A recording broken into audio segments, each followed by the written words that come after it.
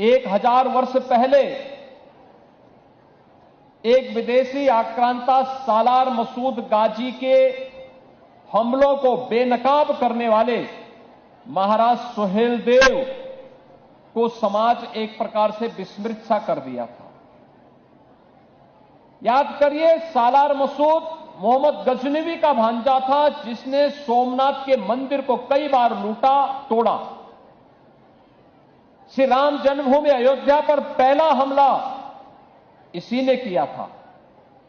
और जब वह भारत में 1033 में मंदिरों को तोड़ने के उद्देश्य से एक बार फिर से गजनी से निकला था, तो मथुरा से लेकर के बहराइच के बीच में पग पग पर उसके मार्ग में महाराज सुहेलदेव के नेतृत्व में हिंदू सेना, भारत के हिंदू राजाओं ने इतनी बाधाएं खड़ी की कि बहराइच आते आते उसके छक्के छूट गए और उसको पकड़ करके उसको वह दुर्गति की गई थी कि 150 वर्षों तक भारत पर कोई भी विदेशी आक्रांता हमला करने का दुस्साहस नहीं कर पाया था।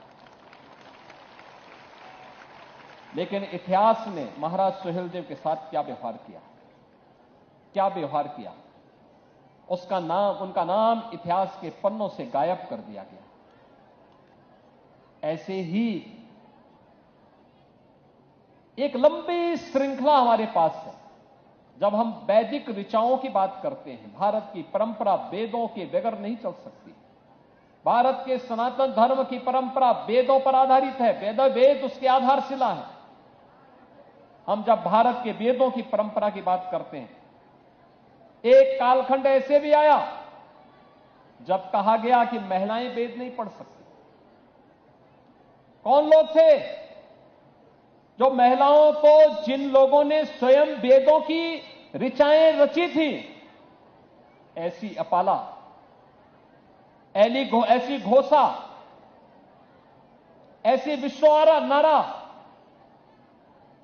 और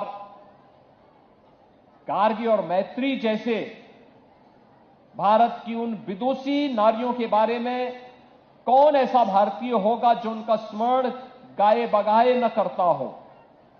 हर भारतीय के मन में ये बातें सामने आती हैं। उसी श्रृंखला में आज से 300 वर्ष पहले महाराष्ट्र के एक छोटे से गांव में एक बालिका जन्म लेती है और वही बालिका आगे चल करके मालवा के होलकर साम्राज्य की साम्राज्ञी बनती है।